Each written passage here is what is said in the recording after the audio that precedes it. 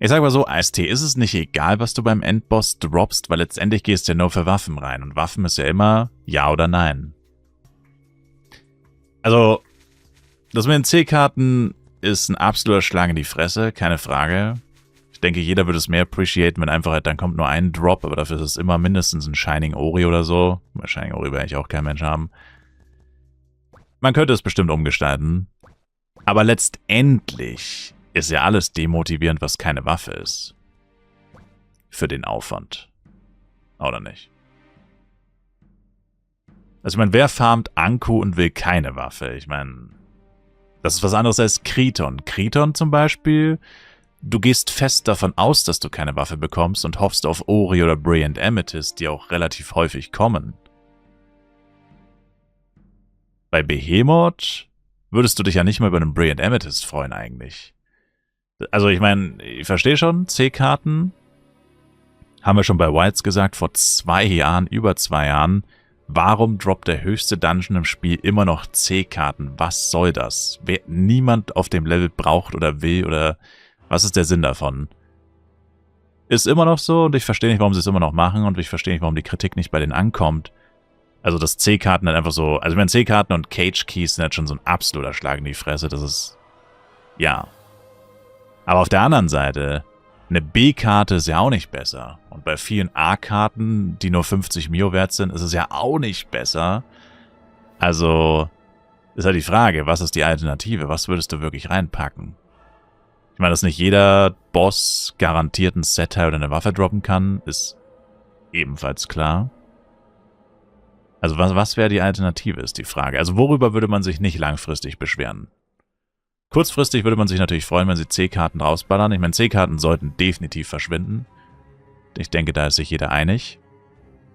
Aber wie gesagt, mal angenommen, jeder Boss würde 2 B-Karten droppen. Das würde langfristig dafür sorgen, dass B-Karten die neuen C-Karten werden, wahrscheinlich. Ich meine, B-Karten sind ja auch schon nicht wirklich teuer. Auch schon eigentlich ziemlich günstig. Aber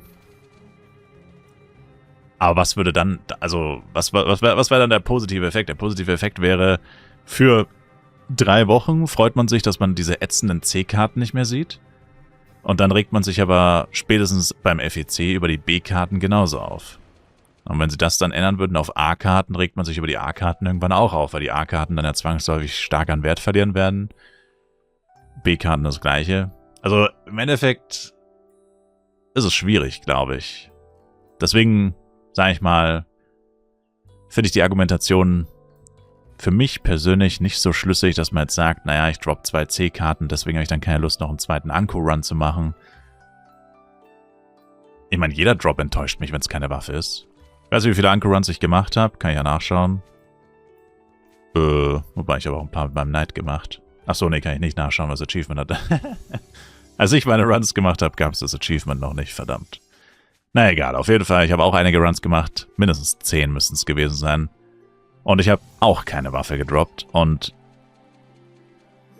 I mean, it is what it is. Ich meine, war ja bei Wilds. Ich meine, bei Wilds war es ja noch viel schlimmer. Und immerhin ist es ja nicht mehr so wie bei Wilds, dass du wirklich im Worst Case bis zu 400-500 Runs machen musst. Also ich glaube nicht, dass irgendjemand schon 400 Behemoth-Runs gemacht hat ohne Waffe. Ich denke, das ist sogar unmöglich. Zumindest nach dem, was Frosty AE, keine Ahnung, wie man seinen Namen ausspricht, über die Droprate gesagt hat, habe ich ja mal ein Video drüber gemacht, wo er irgendwie meinte, die Droprate vom Demonic Anku ist irgendwie 10-mal so hoch wie die von Wilds. Und dann sollte es ziemlich unmöglich sein, dass man so viele Runs braucht für eine Waffe. Die Droprate von Wilds, von Anku müsste dementsprechend doch deutlich höher sein als die von Hernes zum Beispiel. Von Kriton, besser gesagt. Das ist wahrscheinlich auch mindestens 5-mal so hoch wie die von Kriton. Von dem her. Weiß ich nicht. Ich denke, der Hauptgrund ist eher so, wie Morik gesagt hat. Es ist schwierig, eine Gruppe zu finden. Man hat keinen Bock, eine Gruppe zu suchen. Jedes Mal, wenn man einen Run machen will, immer eine neue Gruppe suchen. An dem Tag, whatever, geht ja auch viel Zeit drauf. Ich denke, die Zugänglichkeit des Dungeons ist eher das Problem. Was mich wieder zurückführt zu meiner ursprünglichen Idee, die ich hier schon mehrfach gepitcht habe. Warum gibt es keine verschiedenen Schwierigkeiten. Also richtige Schwierigkeiten. Leute, die keinen Bock haben, eine Gruppe zu suchen, gehen in die leichte Solo-Schwierigkeit. Leute, die mit wenigen Leuten farmen wollen, ein bisschen ernster, aber immer noch relativ chillig, gehen in die Medium-Schwierigkeit mit ein bisschen besseren Drops. Dafür alleine unmöglich oder viel zu schwierig. Und die ultra schwierige Schwierigkeit, wo du effektiv eigentlich immer mit 8 Leuten reingehen musst. Dafür super gute Drops, aber auch selbst mit 8 Leuten noch sehr schwierig überhaupt zu schaffen. Irgendwie so. Dann haben die Leute, die extrem wenig Zeit haben, aber gute Connections oder gute Teams oder feste Teams. Die haben immer die Möglichkeit, die besten Drops zu kriegen. Dafür halt auch am aufwendigsten. Erstens, weil du immer ein volles, gutes Team brauchst. Und zweitens, weil du halt immer, ans Team gebunden bist. Und, oder die Schwierigkeit einfach höher ist. Die mittlere Schwierigkeit, da brauchst du immer nur so 2, 3 Leute neben dir selbst, wo du sagst, okay, da kann man relativ random mit einem Shout vielleicht schnell Leute zusammensuchen. Brauchst vielleicht immer nur 1, 2 andere Klassen, weil du selber schon 2 spielst oder so. Und Solo kannst du einfach Solo reingehen. Dafür halt verhältnismäßig schlechte Drops. Oder schlechtere oder whatever. Irgendwie so. Ich finde immer noch, dass das eigentlich man kann es zumindest mal ausprobieren, bessere Idee ist. Außerdem muss man ja sagen, gibt es dieses System ja schon. Deswegen ist es eigentlich irgendwie komisch, dass sie das gar nicht in Erwägung ziehen, finde ich. Weil bei Kriton, Red Meteor, Clockworks und so weiter ist es ja auch so. Du hast leicht, mittel und schwer. Also warum geht das bei den anderen Dungeons nicht? Das muss schon ein bisschen besser durchdacht sein als einfach nur plus 10%, minus 10% HP und Schaden und so. Aber vom Prinzip her gibt es dieses System ja schon.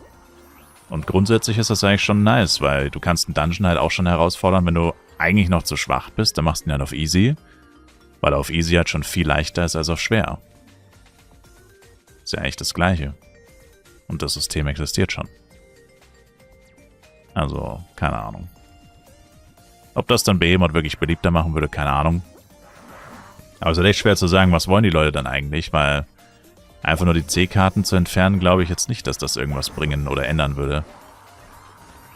Auch wenn man es grundsätzlich schon verstehen kann und die C-Karten sollten entfernt werden, aber es wird halt höchstwahrscheinlich nichts daran ändern. Ob jetzt jemand wirklich motiviert ist, den Dungeon zu grinden oder nicht, hat, denke ich, mit den C-Karten oder mit den Trostpreis-Drops wenig zu tun. Weil vor allem, wenn es in jedem Run eine Waffe droppen würde, dann würden sich halt ein paar Monate lang die Leute die Tasche voll machen, aber dann würden halt jeden Tag wahrscheinlich auch 200 Runs stattfinden. Und wenn diese 200 Runs durch sind jeden Tag, am Anfang des Tages kostet eine Waffe 5 Milliarden und am Ende des Tages kostet sie noch 3 Milliarden. Und am nächsten Tag startet sie mit 3 Milliarden und endet mit 2 Milliarden und so weiter. Und nach ein paar Wochen ist jede Waffe bei 100 Mio angekommen. Das wäre auch keine Lösung.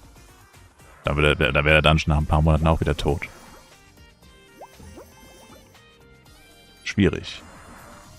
My Lord.